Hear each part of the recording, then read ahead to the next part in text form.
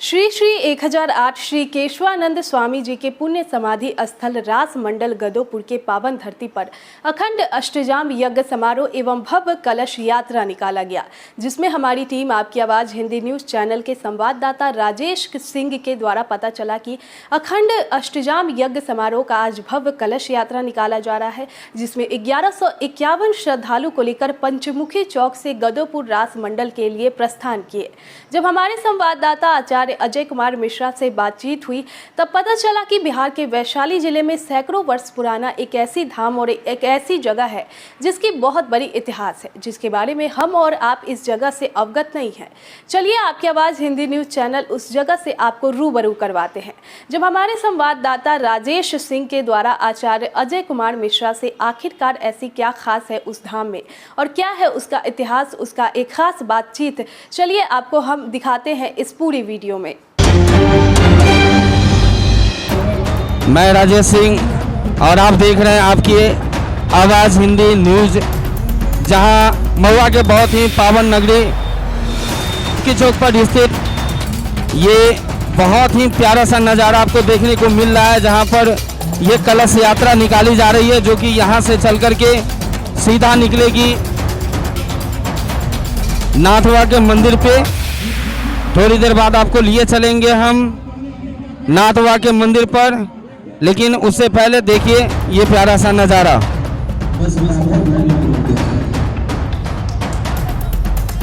जी हाँ, अभी आप देख रहे हैं ये लाइव बहुत ही खूबसूरत सा नज़ारा है जो हम आपको दिखाने का कोशिश कर रहे हैं। ये पंचमुखी चौक से गुजर करके ये कलश शोभा यात्रा नाथवा के मंदिर तक जा रही है। आ रहा हूँ, ये बहुत ही खूबसूरत पल है जहाँ पर ये चीज़ देखने को मौका मिल रहा है आपको। हम फिर लिए चलेंगे आगे नाथवा के मंदिर पर, जहाँ पर विशेष उनकी जानकारी आपको दी जाएगी। फिलहाल जो आप देख रहे हैं वो बहुत ही खूबसूरत माहौल, बहुत ही खूबसूरत सा नज़ारा है। ये एक लंबी सी कतार और जय श्री राम के गूंज के साथ में ये शोभा यात्रा निकाली जा रही है। चलिए हम मिलते हैं फिर आगे। हम अभी केशवानंद स्वामी महाराज के मंदिर के प्रांगण में हैं और यहाँ के बारे में जानने के लिए हम चलते हैं। यहाँ के लोकल कुछ ग्रामीण हैं, खासकर यहाँ के जो करता धरता है उनसे मैं बात करता हूँ और उनसे आपको रूबरू करवाता हूँ। सर, आपका नाम क्या है? जी, आप प्रॉपर कहाँ से हैं? इस मंदिर के लिए जो विशेषता है वो उसके बारे में आप कुछ बता सकते हैं? मंदिर की अनेक विशेषताएं है जो गिनती नहीं की जा सकती है। मेरे बाबा जो है एक जिंदा समाधि लिए हुए एक महात्मा पुण्य आत्मा है और यहाँ जीता जागता मिसाल है। यह नदी जो हमारे पीछे बायां नदी, ये नदी पहले उधर था जो आज बाबा के दया से इनके पीछे से गुजरती है और इन्हीं का कृपा है। जी, बहुत बहुत धन्यवाद। सर, आपका नाम क्या है? रणविजय कुमार। रणविजय कुमार, आप कुछ बताना चाहेंगे? जो अभी भैया बोले वो बात सही है। वो बाया नदी में यहाँ पे 2-3 बाबा आए थे और जो अभी जिसके पूजा होती है खास करके वो जिंदा समाधि लिए थे और इनमें बहुत श्रद्धा है। जो यहाँ सच्चे मन से प्रार्थना करता है उनकी मुराद बाबा अवश्य पूरी करते हैं। जो इन पे श्रद्धा रखता है वो कभी निराश नहीं हुआ है आज तक और हम लोग पूरी विश्वास के साथ श्रद्धा के साथ पूरा जीवन समर्पण है इनके चरणों में। जी, बहुत बहुत धन्यवाद। वैसे आप भी तो बाबा की तरह ही दिख रहे हैं पूरे लिबास में बाबा के, इसके बारे में क्या बोलना चाहेंगे?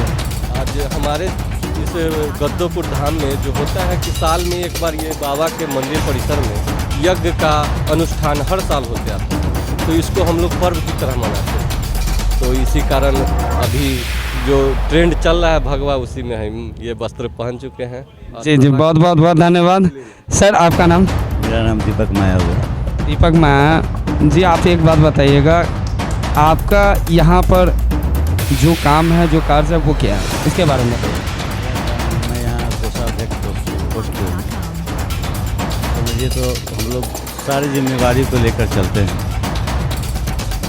बाबा में इतनी शक्ति है, बाबा के लिए हम लोग कुछ भी करने के लिए, मतलब इतनी शर्त है कि आप कुछ भी कर सकते हैं? कुछ भी।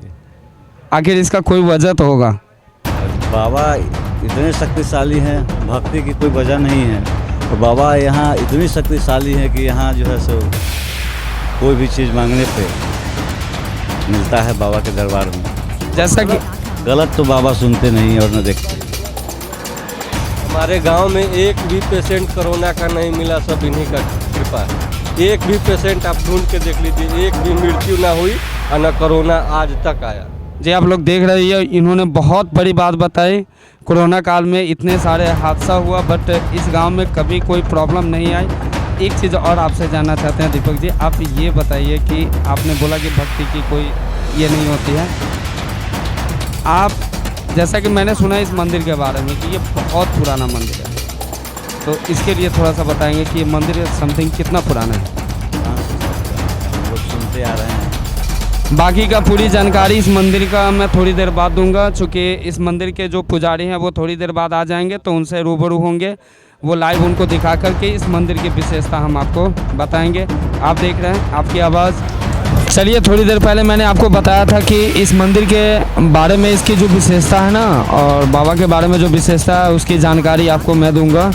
तो हमारे बीच आचार्य अजय कुमार मिश्रा जी आ चुके हैं, मैं उनसे लाइव बात करता हूं और इस मंदिर के बारे में विशेषता क्या है और विशेष जानकारी जो है हम उनसे लेते हैं। तो चलते हैं बाबा जी के पास।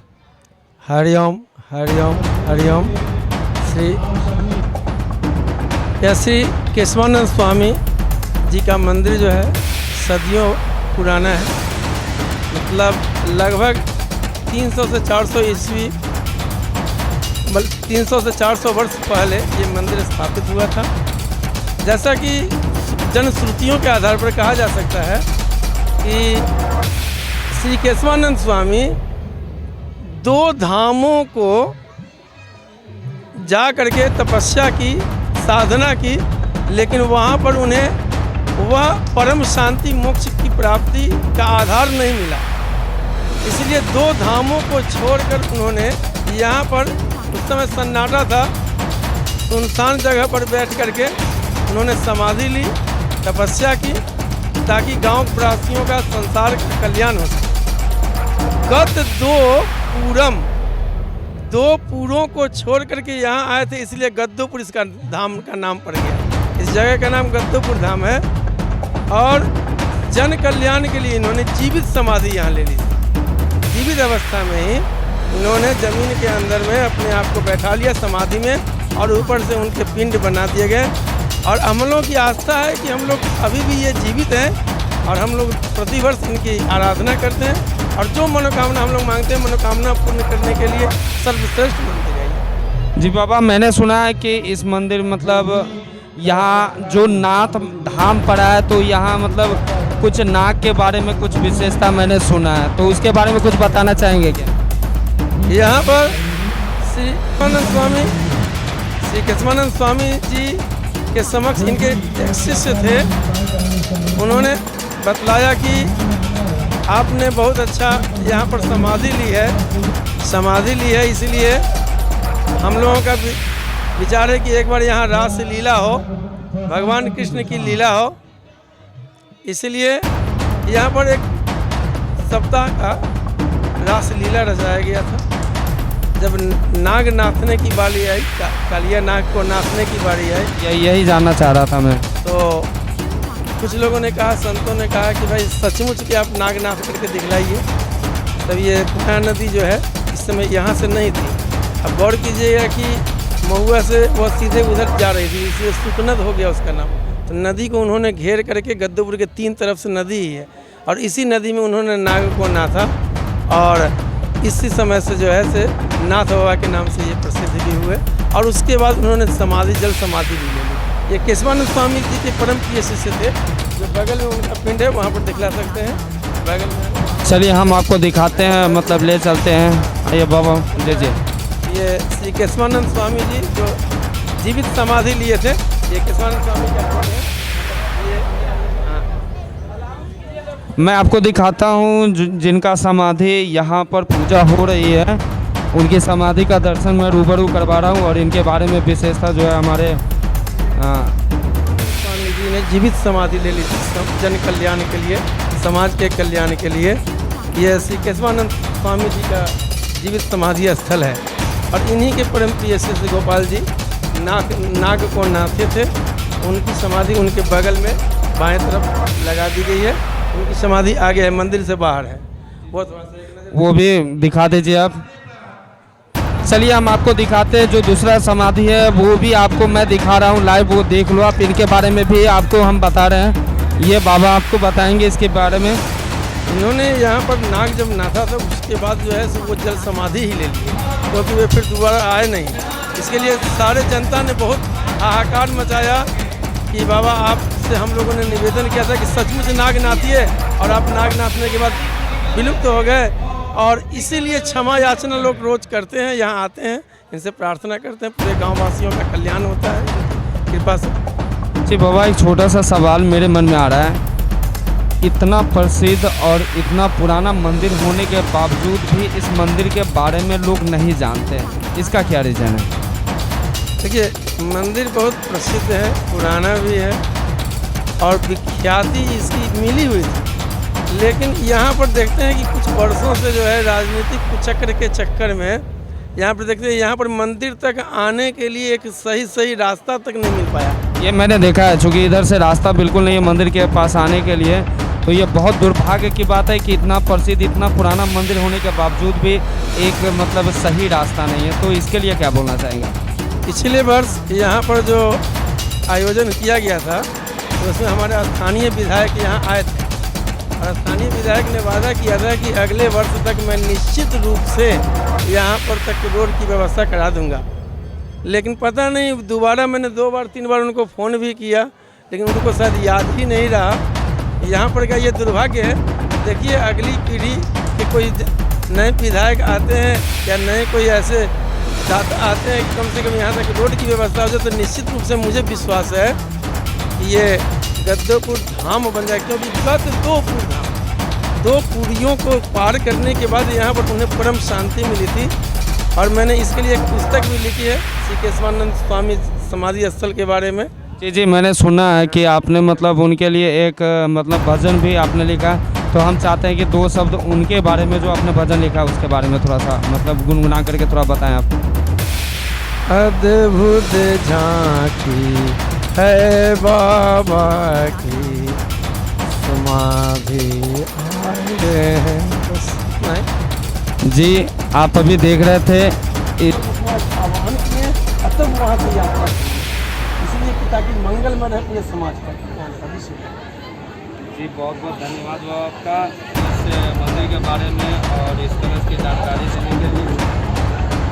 कोटि धन्यवाद आपका। इसलिए आप लोगों को भी धन्यवाद। आप अपने चैनल के माध्यम से भारत में इसका प्रचार प्रसार कीजिए, और आप अपनी आवाज़, आपकी आवाज़ भी है चैनल का नाम, आप अपनी आवाज़ से जो है तो लोगों को बतलाइए कि भाई एक बार कम से कम यहाँ तक जो है कि अच्छे सड़क की व्यवस्था हो जाए। और सारी व्यवस्था मैं करने को तैयार हूँ। मैं विश्व वैदिक धर्म संघ का राष्ट्रीय महासचिव हूँ, और मेरा लगभग 22 प्रांतों में मेरा ये ट्रस्ट चल रहा है। और मैं यहाँ सोचा हूँ कि अगर रोड की व्यवस्था अगर हो जाती है तो गुजरात इसी की निःशुल्क गुरुकुल आश्रम की व्यवस्था यहाँ मैं कर लूँगा। इतनी बड़ी बात इन्होंने कहा है, दिल से हमारा मतलब धन्यवाद है इनका। और हमारी जो चैनल है आपकी आवाज़, इसके माध्यम से जितने हो सके मैं लोगों के बीच में मतलब ये सारे मैसेज को दूंगा ताकि इस मंदिर पर ज़्यादा से ज़्यादा लोग जुड़ सकें। जी बहुत बहुत धन्यवाद।